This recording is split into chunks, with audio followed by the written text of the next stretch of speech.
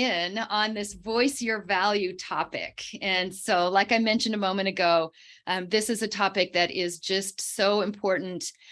It was an area that I struggled with a lot in my corporate days. I know that it held my career back.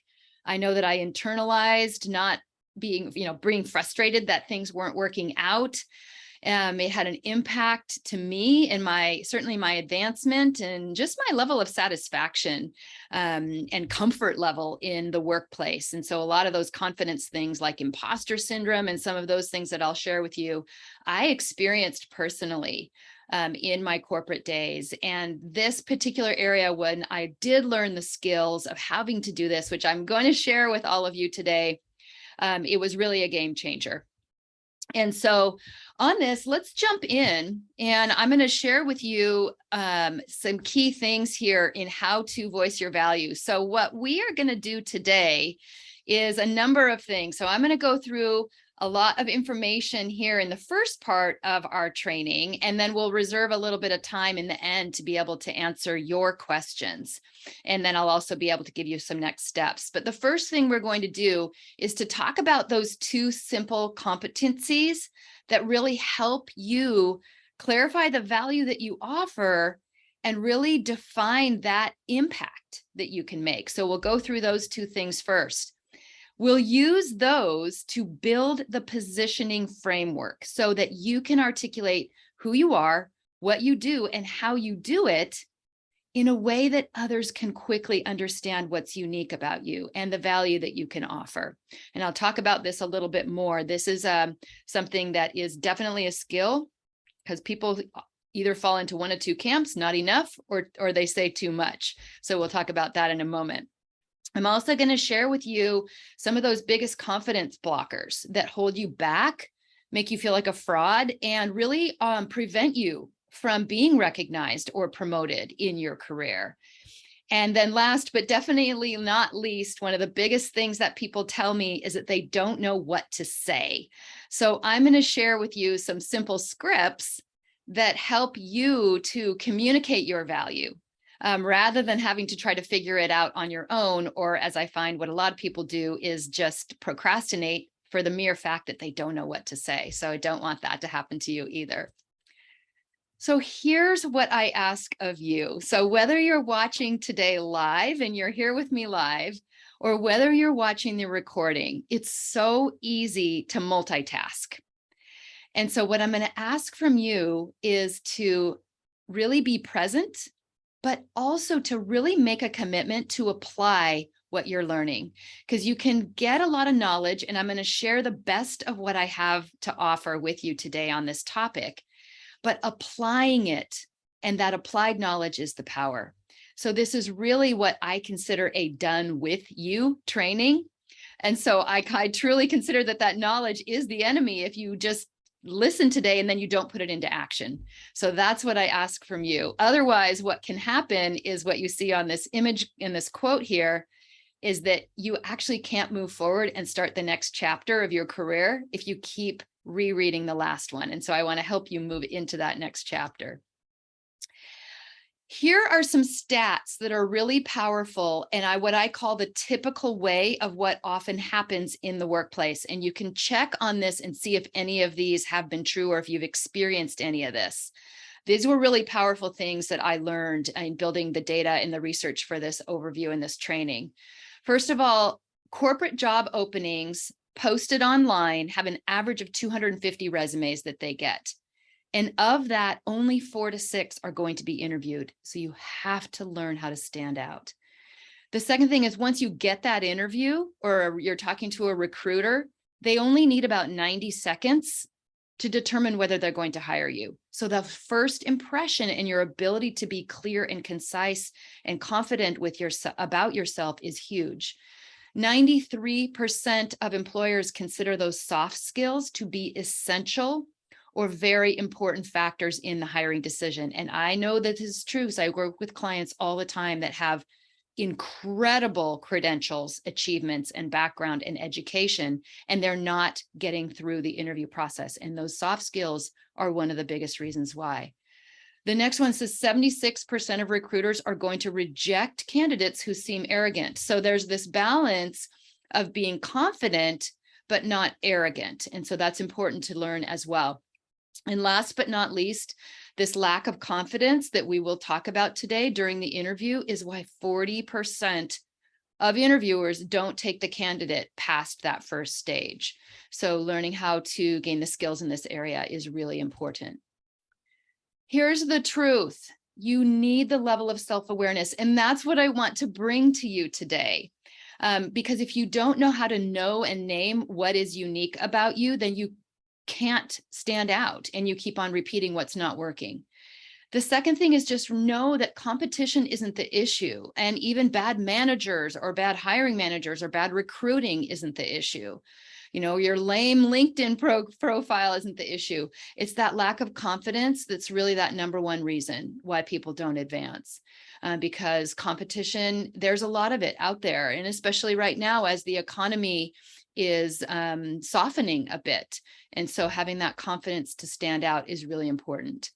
The third piece is that winging it will not work. And so having that proven script, knowing what you're saying, practicing it, is really making all the difference. And so take that seriously. And those are some of the skills that I want to share with you. Here's the good news.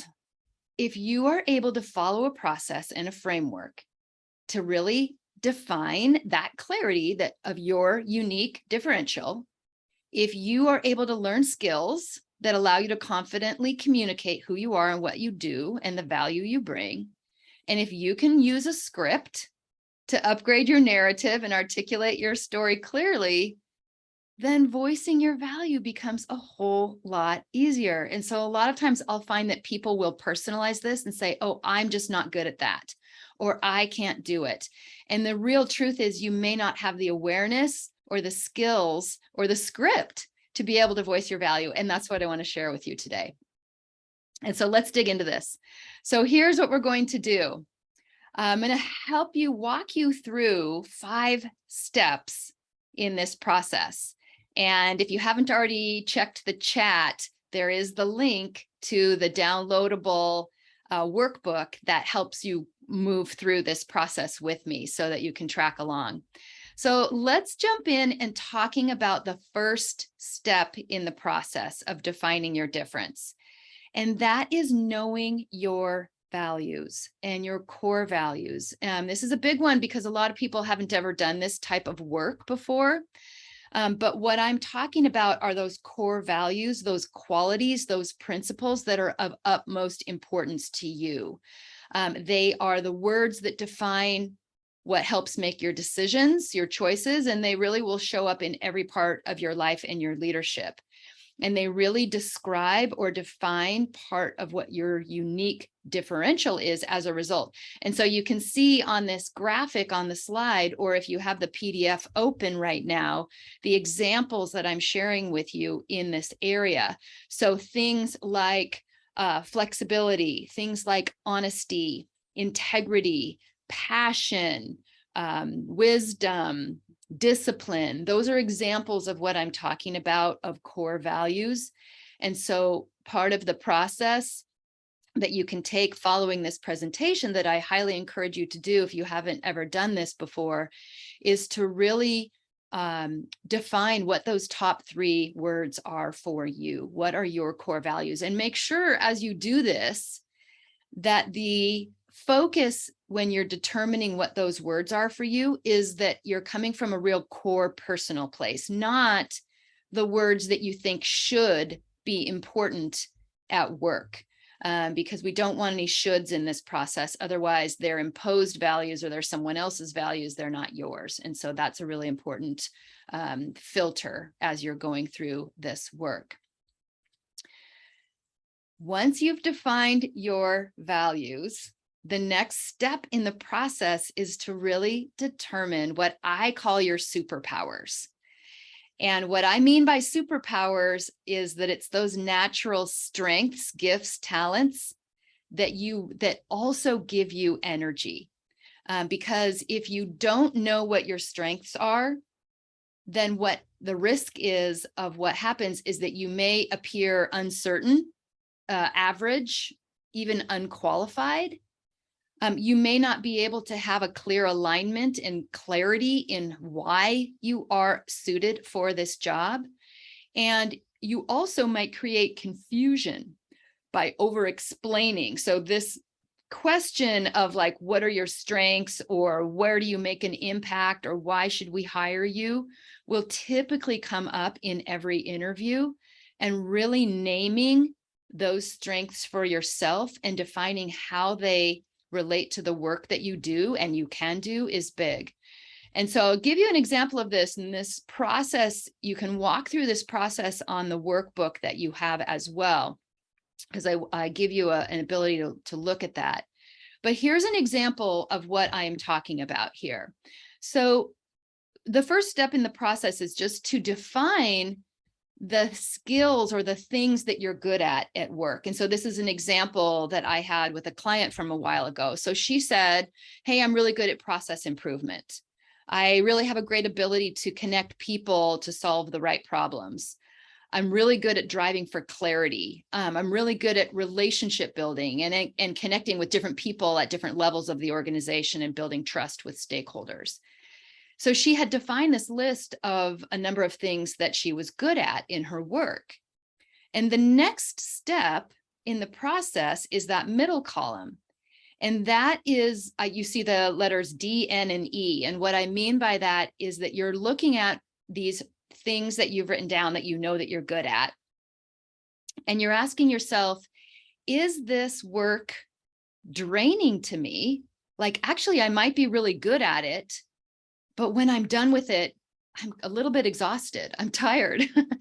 And that can be very true, especially if others have told you, oh, you're really good at this, and you may be, but if you're being honest with yourself, it might actually be a bit draining.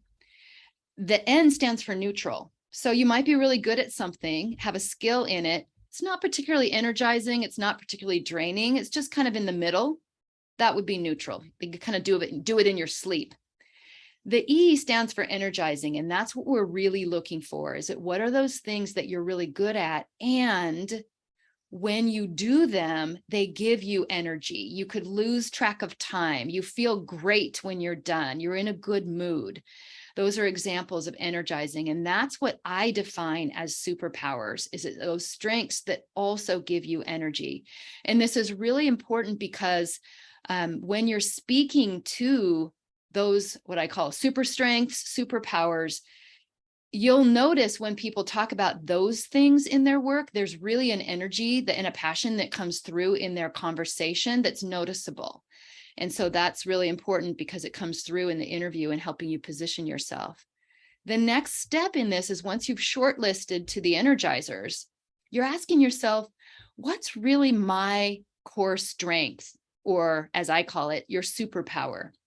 In this example, you can see that she said process improvement is something that I'm really good at. And the superpower that's actually underneath that enables me to be so good at process improvement is my analytical skills.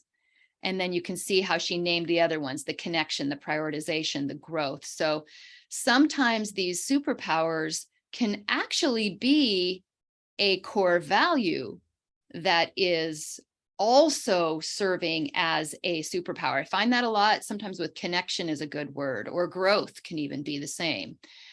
So you can take that into account. But that's the next step in the process, is to define your superpowers. I'm going through this a little bit quickly just to give you the overview, but I highly encourage you to take the time to really define what that is for you, because it builds into the next step of this process, which is defining your, what I call your value prop, or your branding statement.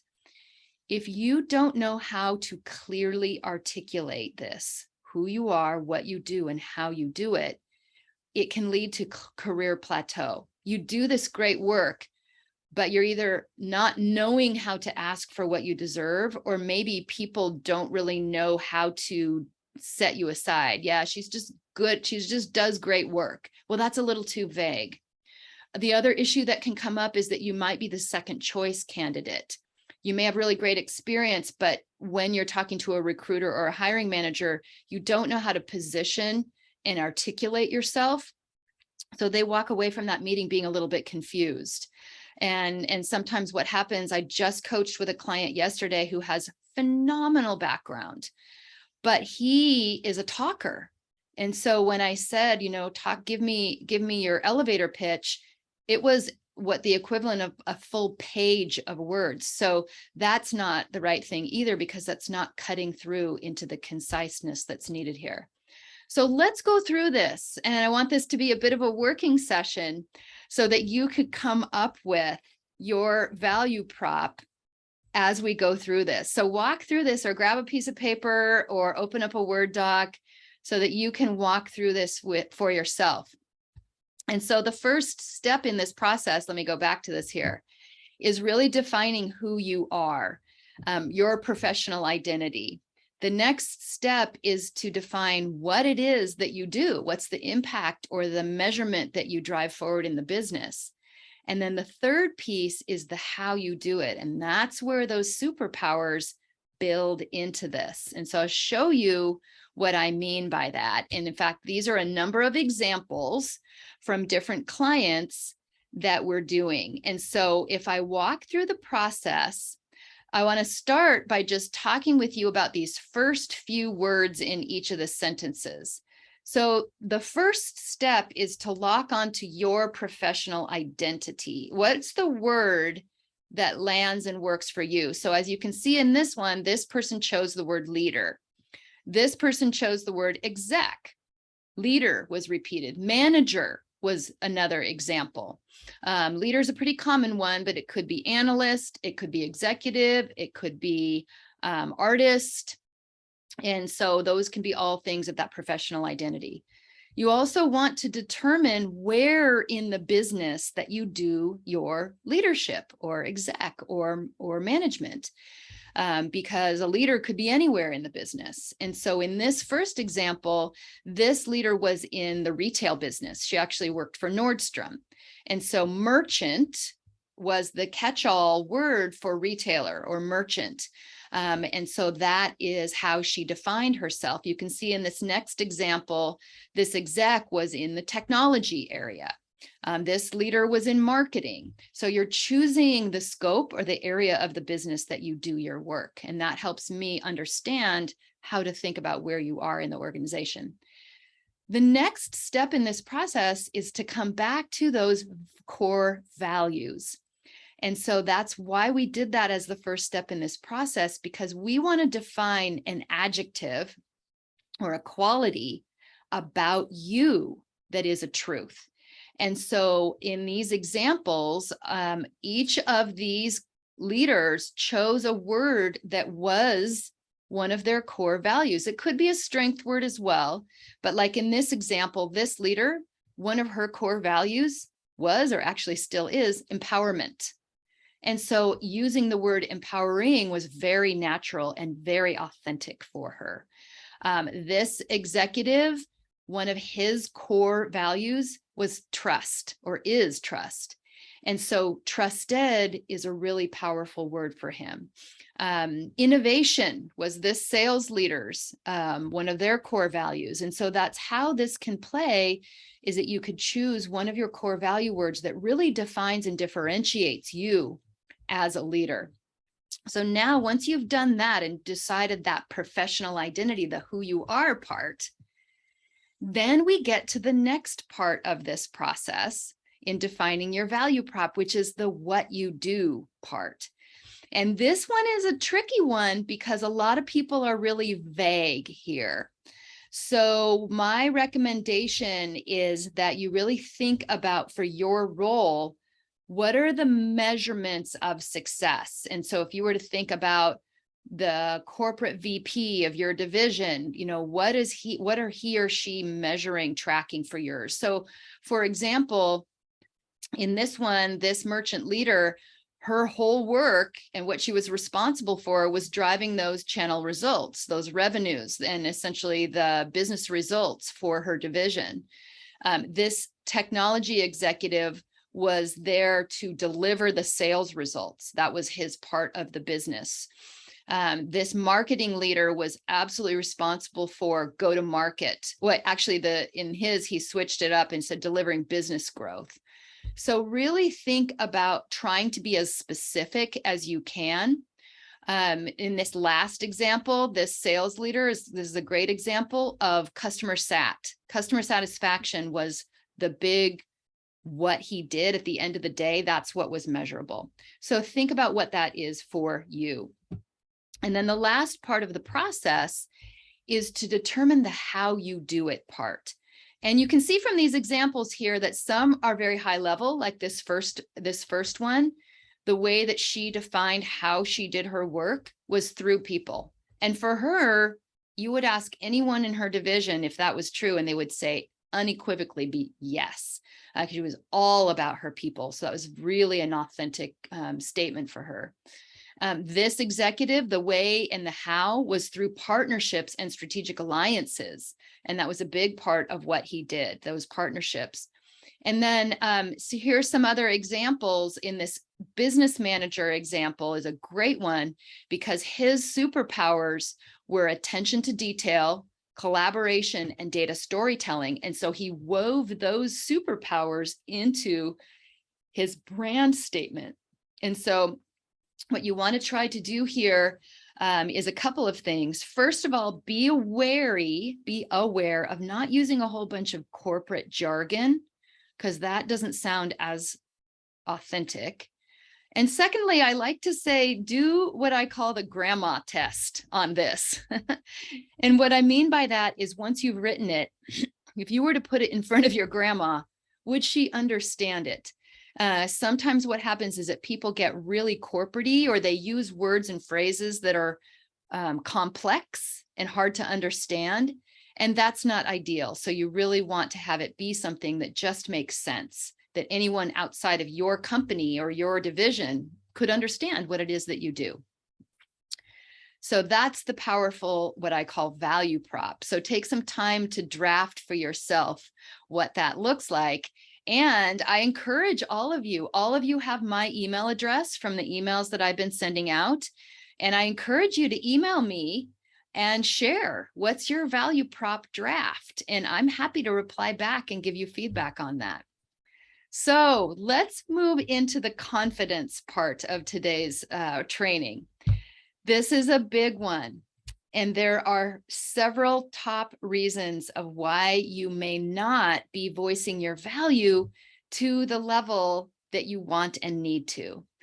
There's several fears that come up here. And the first one is that I hear from many, many clients is that they may diminish themselves because they're afraid of looking stupid. So there's competition that they are comparing themselves to, and therefore it's creating a sense of lack of confidence. The second one is that they have underneath it all a fear of what I call NGE, which stands for not good enough. And so kind of in the back of their minds, there's a fear that they're not going to be good enough or not present themselves good enough to do the job. And therefore, there's kind of a doubt or an energy that is coming through in the interview, which is holding them back. And the last one that comes up very frequently is feeling like an imposter. And so that's very much related to not being good enough, but that imposter syndrome is real. And so that's something to be thinking about as well, that I'm gonna give you some tips. Here's a really powerful book. If you have not read this one came out a number of years ago, but many of the major corporations have this as must reading for their organization and employees, by Dr. Carol Dweck, a book called Mindset. And so what she's saying here is that mindset is a belief that a growth mindset is a belief that you can develop your abilities.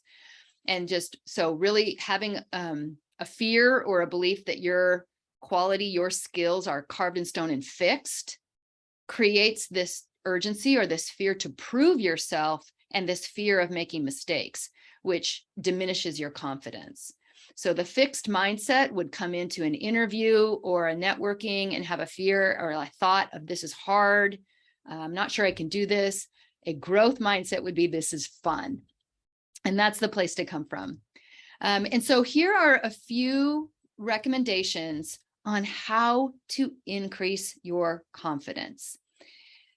3 things, and I thought a lot about this because this comes up so frequently in the work that I do.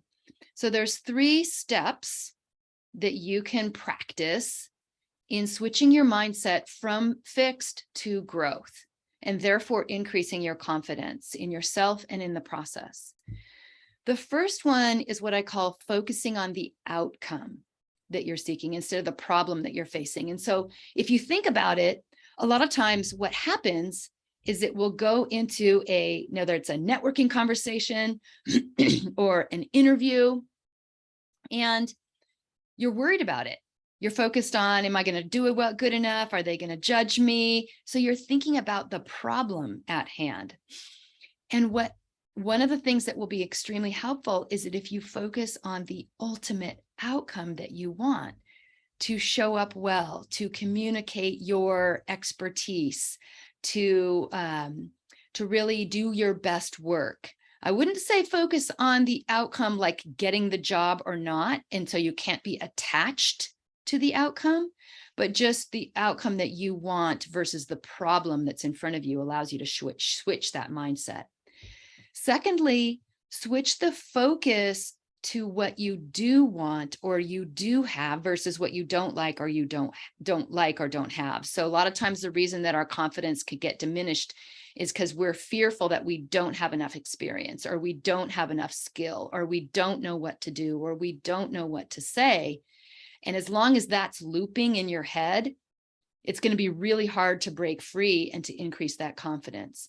And so recognizing that you're doing this and allowing yourself to switch that, to flip that switch and really focus on what you do bring to the table, what experience you can offer, what confidence and impact and value that you would be able to bring, allows you to very much communicate that clearly and increase your confidence. And then the third piece is what I call editing your inner narrative. And what I mean by this is that we all, as humans, have a tendency to make up stories in our mind about a certain situation, particularly those that there's uncertainty. And an interview is a perfect example of this, because we'll go into an interview and we don't know what the other person is going to think of us. We may not know exactly what they're looking for. We don't know if we're going to make it through. We don't know what the competition is like. There are so many unknowns in an interview. And so it's really easy to have a lot of uncertainty. Well, our brains do not like that uncertainty.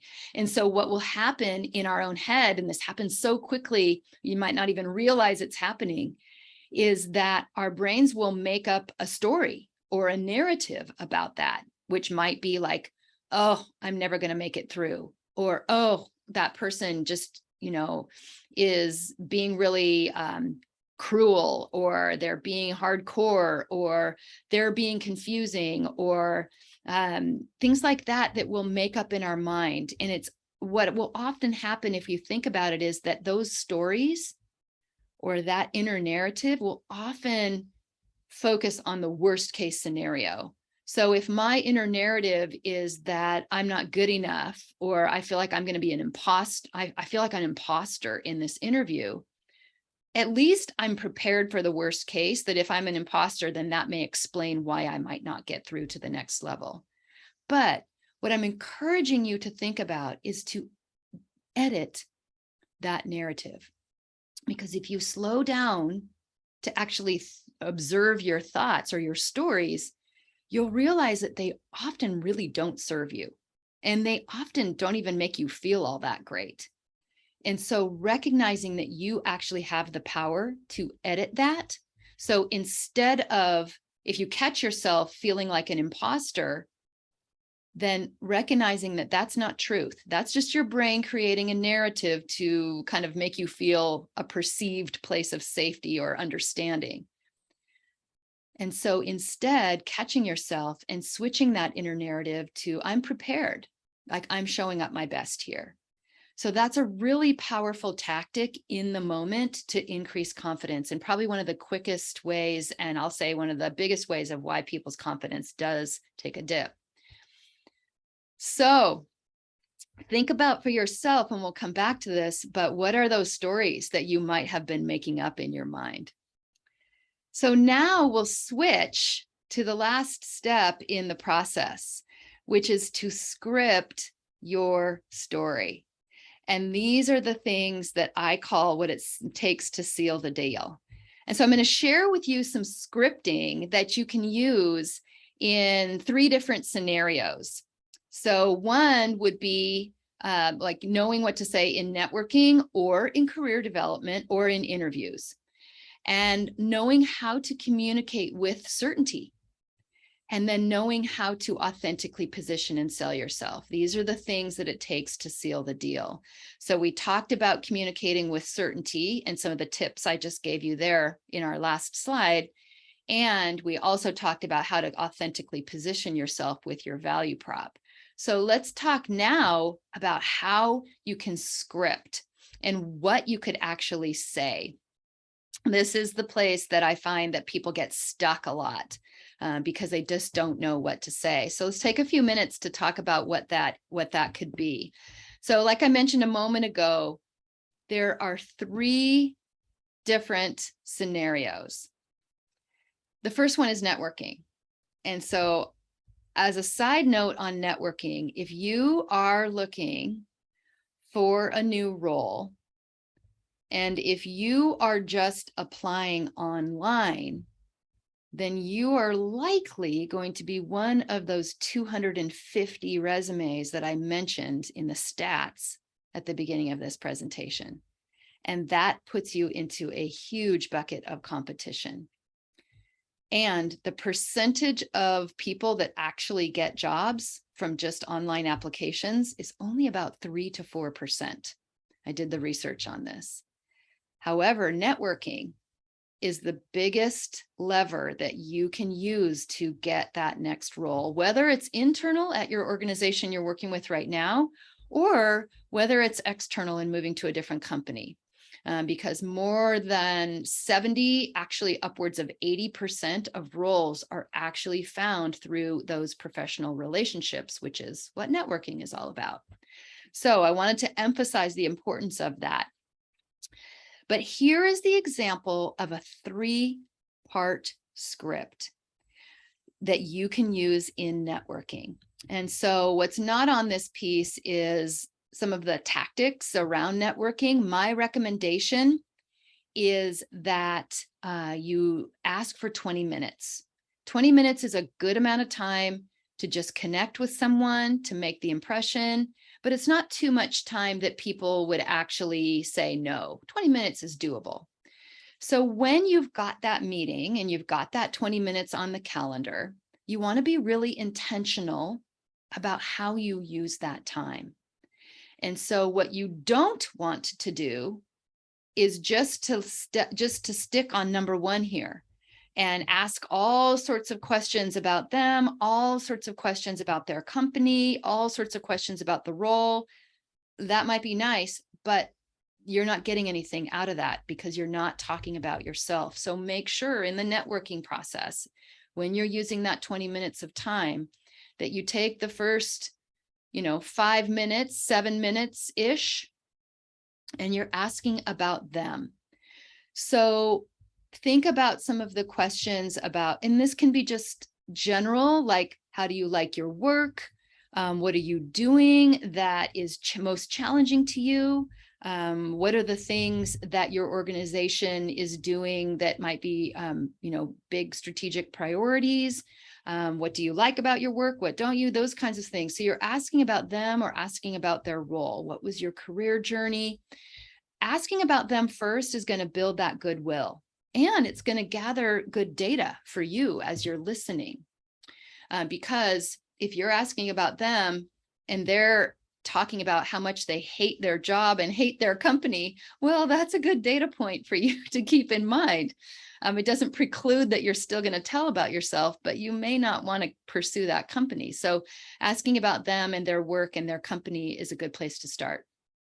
Secondly, you want to be sure that when the tables turn, or that you find a easy entry point into the conversation, that you're able to tell about yourself. So that might be a quick background. Yep, I've worked in this industry for 10 years, or I've spent the last 3 years at XYZ company. And then you're moving into that value prop and what I call a conversational version of it. And so, like, I'll use an example of this, of that first value prop that we looked at a few slides ago, that empowering merchant leader that was driving channel results through people. So a conversation version of this, when you're telling about yourself, is, yes, I'm a leader in the retail and merchant world at Nordstrom. And one of the things that is, my organization tells me that I know is very true is that, I'm really empowering in how I lead. And what I am really focused on doing in my work is driving those channel results for the company that I'm working for, and doing that through the organization and through the people that I lead. And so you see how there's sort of a natural conversational version of that value prop. So that's something you'll want to practice for yourself. And then third, before the conversation is over, make sure you're asking, who do you know that I could talk to, or that I should talk to?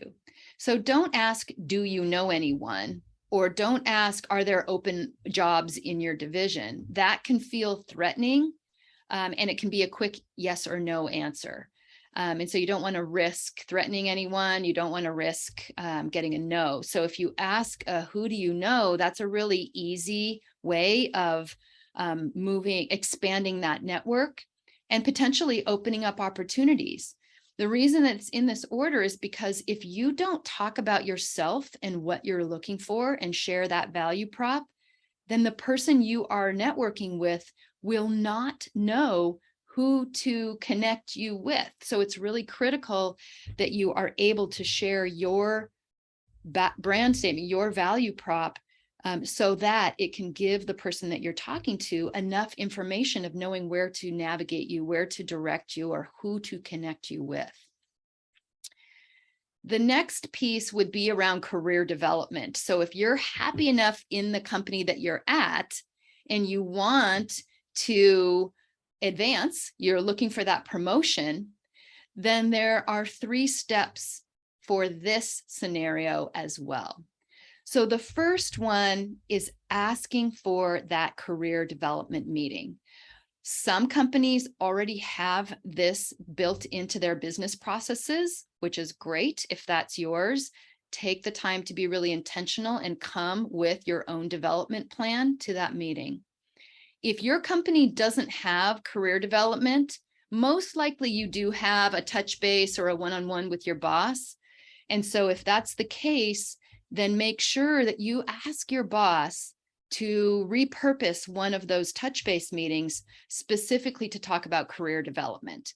What not to do here is to try to cram a conversation about your career development goals into a regular business update meeting, because the risk is that either A, you'll run out of time and you won't actually have time to talk about your career development, or B, it ends up kind of deprioritizing your development if it's kind of on the tail end of a bunch of other business updates. So definitely dedicate a meeting for this discussion, and that allows you to really prioritize the conversation and focus on it. In that meeting, the ideal situation is that you have a documented template, if your company has such a thing, where you can update in writing your career development goals. And if your company doesn't have such a template, then even just creating a simple Word doc with a summary of what you want to do next in your career and what your goals are, and not just what you want, but why it's important to you, and what kind of impact that you believe that you could make if and when you got that higher level of responsibility. And so this is an important distinction to call out, because you don't want to go into that meeting and just say, I want a promotion, I deserve it, I've been here 4 or 5 years, it's time for me to get promoted, I need to make more money. Like, That is not going to be seen positively. So really being able to communicate what it is that you want, your goals, why? Why is that important to you? I want to make a bigger impact. I want to lead a team. I want to grow in my career. And I know that I can make that bigger impact in the business with a higher level of responsibility. And then ask for feedback. Don't be afraid of getting that input from your boss. They may give you some very honest, what I call truths about things that you need to do, or growth or skills you need to master. And that's good news. And so again, it goes back to that growth mindset. If you have a fixed mindset, you're going to be afraid of getting feedback in fear of validating something that you're afraid that you're not good at. But don't go in with that mindset. Really asking for the feedback and the recommended next steps to take is really important. Some companies have a promotional process and times of year when they consider promotions. So make sure that you understand what that is for your company, and then make sure to follow up. Don't have a career discussion and a promotional request as a one and done. Make sure that you pulse on that. I'd say perhaps every month, maybe every other month, at minimum every quarter, so that your boss knows that it's not just a fleeting thought, but something you're really dedicated to. The last scripting to share with you, again, a 3-step process, is when you're in the interview and you're being asked this kind of consistent question or typical question of, okay, hey, nice to meet you. Tell me about yourself. And so here's how I recommend that you answer that question. And this may be a little different from how you've done it in the past.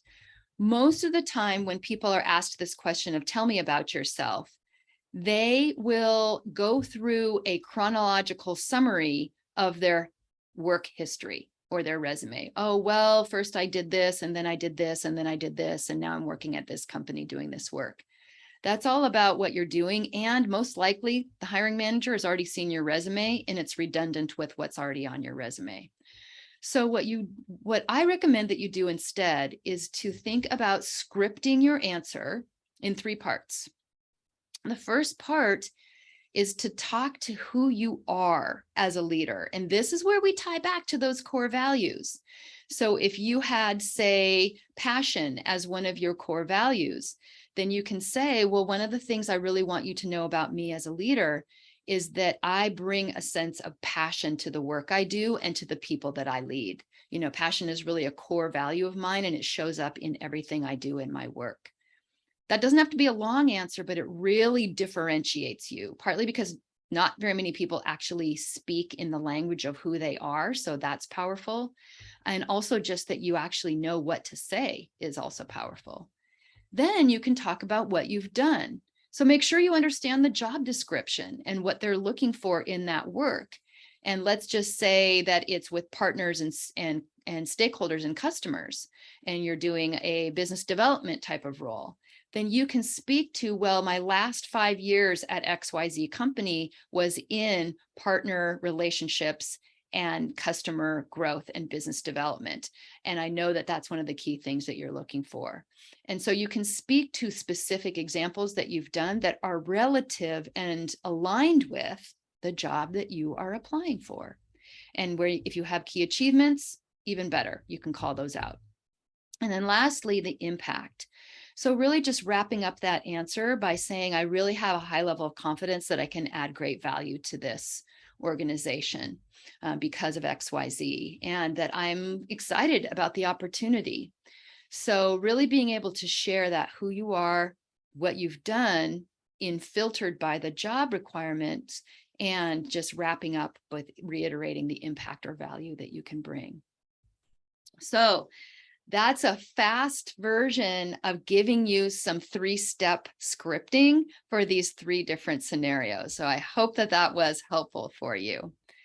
If there's one thing that I can leave you with when it comes to voicing your value, it's this.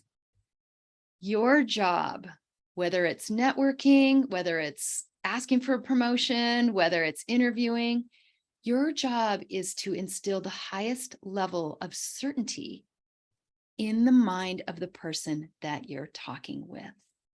And if you have clarity on who you are and clarity on your value prop, if you have confidence in how you communicate yourself and in the value that you can bring, and if you have a script that keeps you on point, those are 3 really great examples of ways that you can instill certainty into the mind of the person that you are talking with. So if you can, just as we wrap up here, if you can clarify your values, determine and find your superpowers, define that value prop for yourself, free up your confidence and script your story, you'll be singing in your car like this guy here, but you will also be able to move onward and upward in your career quickly and with ease. And you will also be able to get that level of visibility and respect and acknowledgement that you deserve, and ultimately have more career impact and fulfillment. If there is a single thing that I find in talking to leaders every single day of what the gap is in their ability to get that next role, it's that they don't know how to communicate themselves clearly and confidently. And so they'll be in interviews, but they can't communicate themselves, and therefore they're not having that impact and they're not able to get into that fulfillment. So really emphasizing the importance of this particular skill that we're talking about. Ultimately, I want to help you end up like some of these clients that I've worked with in the past, which is so exciting, with Jen, who really, we did some great work. She ended up getting a 2-level promotion in her organization. And Kate, who got a dream job, and as she specifically called out, the branding was really a big differential. So she got her dream job at Nike. And also Rochelle, who had a huge raise as a result of the work that we did together, and Leave, who really was able to get really crisp and really clear on what she wanted and knowing how to position herself to get that. So all really good stories as a result of this kind of work that you're learning about today. And so really just taking a moment to imagine, if you're not where you want to be right now, just taking a moment to imagine that if you can get clarity on how to articulate your value, if you can confidently position yourself and ask for that salary, promotion, and job, and if you can have a step-by-step plan to follow so you can use those skills and advance your career and do impactful and purposeful work for the teams and the audiences that you need to, and build that financial and time freedom for the things that matter most to you. I really want to share with you also a next step opportunity. So I know some of you that are on the call today have already been a part of this, which I'm thrilled with. And some of you I'm meeting for the first time. And so if I'm meeting you for the first time, I want to share with you an opportunity if you are looking for support in growing your career and really digging into mastering these skills that we've talked about today. A group coaching offering. So in the past, what I have done is just done really one-on-one offers. But what I'm shifting in my company now is to be able to make this accessible, this learning and this knowledge that I'm sharing with you today, a group coaching program that enables you to gain the clarity in what your next step is and increase confidence and position yourself, ideally so that you can land the ideal role for yourself within the next 6 months. And so if that's something that's of interest to you, here's the link you can use to set up 15 minutes with me, and let's have a quick chat about your career. I would be very happy to talk with you and use that time for a couple of different things. I am happy to talk with you about where you might be stuck in your career and what you want and how I might be able to help you on that journey. I'm also happy to use that time just to flesh out that value prop for yourself. if you find that to be a helpful next step. So I really wanted to be able to offer that to you as an ability to take the next step and really move forward in your career and really be in the place where you can master that level of communicating and voicing your value. So thank you. All right, I'm going to stop the screen share here. And it just allows us to be able to have an opportunity and a few minutes before we're closed here for any question and answer. So if you have any Q&A or any questions or any places that you might be stuck in, take yourself off mute and let me know what questions that you might have.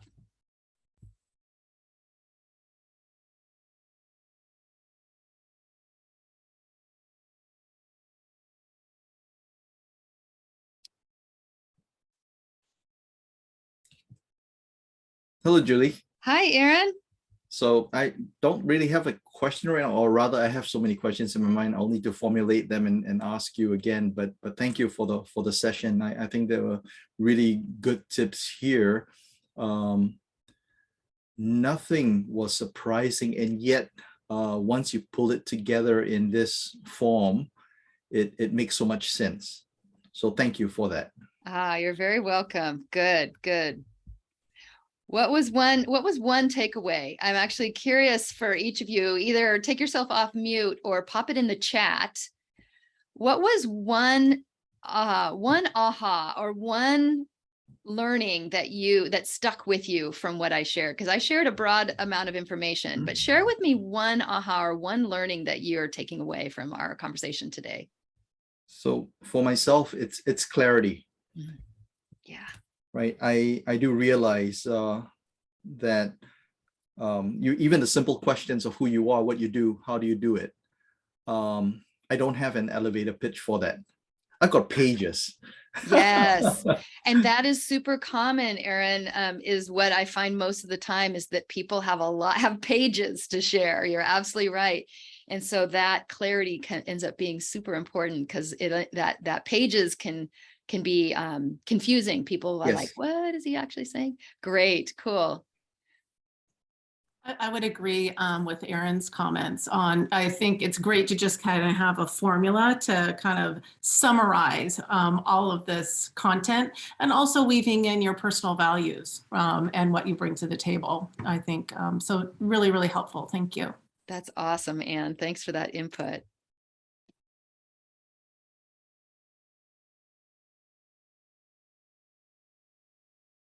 Connie, I know that you've seen this information. Was there anything that was a good reminder from today that stuck out to you? Yes, the practicing the scripting, how key it is. I have it in my mind, but I really need to remember to practice is the key. So that was one. And also I had done my value prop, but now just going over it, I feel like I'm wasting a word, like every word needs to be impactful. And I just realized if I'm using words that aren't impactful, I need to replace them with my value prop. Good. Go back and do better on that. Yeah, that's great. And Connie, I'm glad you brought that point up. Connie brought up a really powerful point about practicing the script. And I didn't mention this when we were talking earlier, but it's really an important piece so that you can go into the conversation and just feel and sound natural. That practicing and practicing out loud, or as a next level, what I recommend is that you actually open up a voice memo on your phone or do a video recording of yourself and record yourself and watch back. I know that can be a little cringy for people because sometimes they don't like to listen to themselves or watch themselves, but it's so helpful because oftentimes what will happen is that we may think that we know what we're going to say. But when it actually comes out, we end up fumbling over our words or forgetting something that was actually important or not sounding very confident. And so thank you for bringing that up, Connie, because it's actually, that's actually a really important point. Good. Good. Actually, there was in the last couple of years, I've had the opportunity to try a particular method. It's called pecha. Have you heard of that? I have not. Tell me more. So pecha is this. It's used in introduction, in making a quick introduction, and you're supposed to use 20 slides, no more than 20 slides, and that's actually a lot. But you only have 8 seconds per slide. Wow. And it is picture rich. You're supposed to put more pictures and fewer text. You're supposed to talk through it, but you have 8 seconds, right? And the formula goes, it's either 8 seconds for 20 slides or 20 seconds for 8 slides, whichever case might be, right? And it's a bit of a challenge. You're supposed to introduce yourself, who you are, again, right? What you believe in, and be able to capture all that in a nutshell within that time frame. Brilliant. Thank you for sharing that, Aaron. That's really powerful. Really powerful. This is great. Well, let's wrap up here. Thank you all for being here. I will send out a follow-up email with the recording as well as a link to the workbook if you didn't already grab that. Like I mentioned before, if there is anything that I can help you with on your career journey or in advancing your career growth, please feel free to reach out to me. I wish all the best success to each and every one of you. Thanks for being here today. Thank you very much. All right. Bye-bye. Bye.